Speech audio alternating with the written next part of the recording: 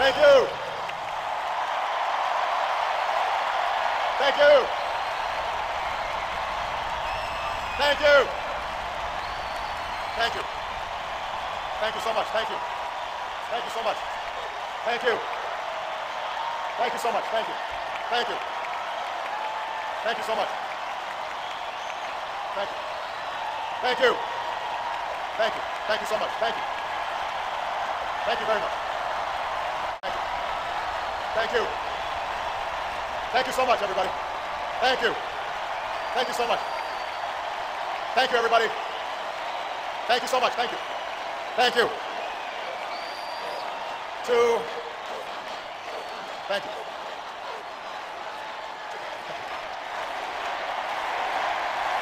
Thank you. Thank you so much. Thank you very much. Thank you, everybody.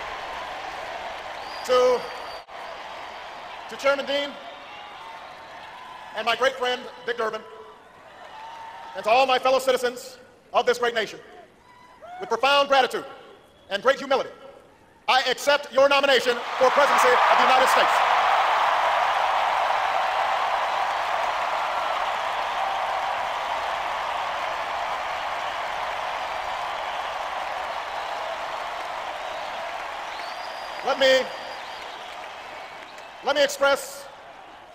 Let me express my thanks to the historic slate of candidates who accompanied me on this journey, and especially the one who traveled the farthest, a champion for working Americans and an inspiration to my daughters and yours, Hillary Rodham Clinton.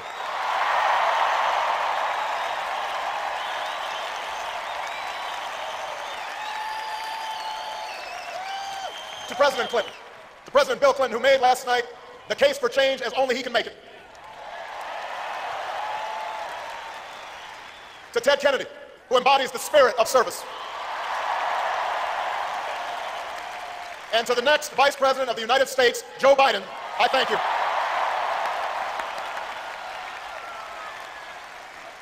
I am grateful to finish this journey with one of the finest statesmen of our time. A man at ease with everyone from world leaders to the conductors on the Amtrak train he still takes home every night. To the love of my life, our next First Lady, Michelle Obama.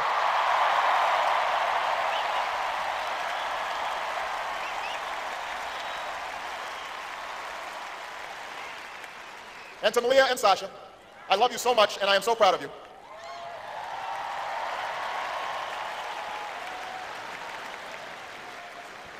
Four years ago, I stood before you and told you my story of the brief union between a young man from Kenya and a young woman from Kansas who weren't well off or well known, but shared a belief that in America, their son could achieve whatever he put his mind to. It is that promise that's always set this country apart, that through hard work and sacrifice, each of us can pursue our individual dreams, but still come together as one American family to ensure that the next generation can pursue their dreams as well.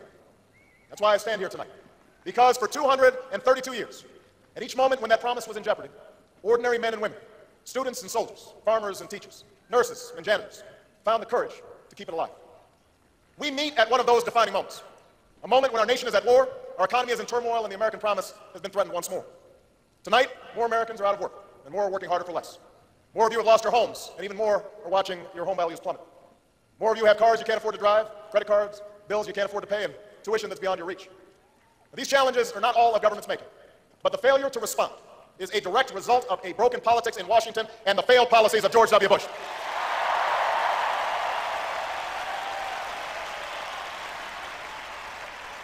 America, we are better than these last 8 years. We are a better country than this. This country's more decent than one where a woman in Ohio on the brink of retirement finds herself one illness away from disaster after a lifetime of hard work. We're a better country than one where a man in Indiana has to pack up the equipment that he's worked on for 20 years and watches it shipped off to China, and then chokes up as he explains how he felt like a failure when he went home to tell his family the news. We are more compassionate than a government that lets veterans sleep on our streets and families slide into poverty, that sits on its hands while a major American city drowns before our eyes.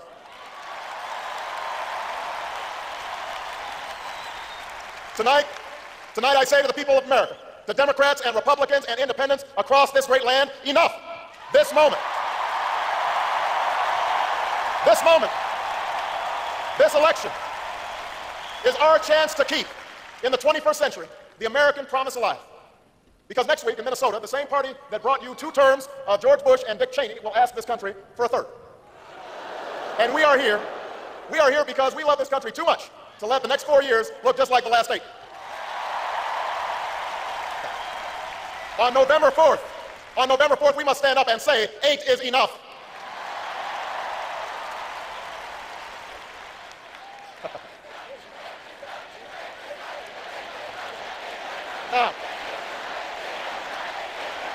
Now, let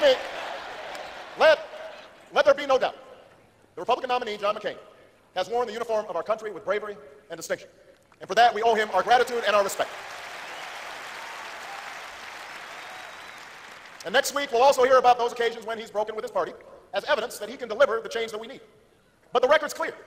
John McCain has voted with George Bush 90% of the time. Senator McCain likes to talk about judgment, but really, what does it say about your judgment when you think George Bush has been right more than 90% of the time?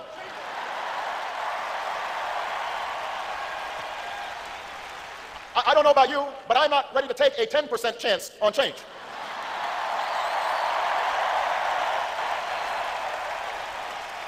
The truth is, on issue after issue that would make a difference in your lives, on healthcare and education and the economy, Senator McCain has been anything but independent.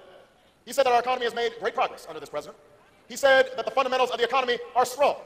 And when one of his chief advisors, the man who wrote his economic plan, was talking about the anxieties that Americans are feeling, he said that we were just suffering from a mental recession and that we've become, and I quote, a nation of whiners. A nation of whiners. Tell that to the proud auto workers at a Michigan plant who, after they found out it was closing, kept showing up every day and working as hard as ever because they knew there were people who counted on the breaks that they made. Tell that to the military families who shoulder their burdens silently as they watch their loved ones leave for their 3rd or 4th or 5th tour of duty. These are not whiners. They work hard and they give back and they keep going without complaint. These are the Americans I know.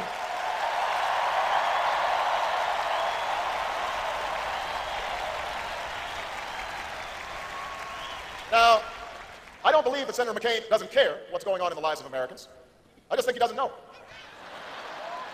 Why else would he define middle class as someone making under $5 million a year?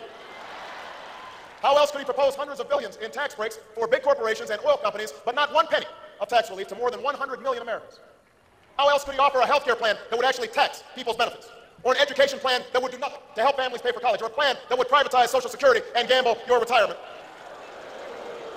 It's not because John McCain doesn't care. It's because John McCain doesn't get it. For over 2 decades, he subscribed to that old discredited Republican philosophy. Give more and more to those with the most and hope that prosperity trickles down to everyone else.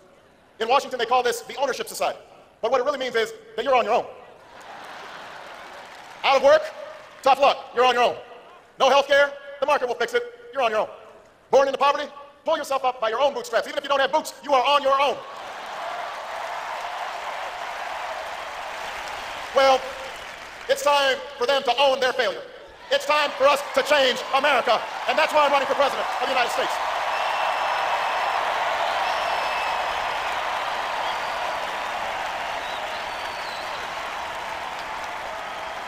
You see, we Democrats have a very different measure of what constitutes progress in this country. We measure progress by how many people can find a job that pays the mortgage, whether you can put a little extra money away at the end of each month so you can someday watch your child receive her college diploma. We measure progress in the 23 million new jobs that were created when Bill Clinton was president.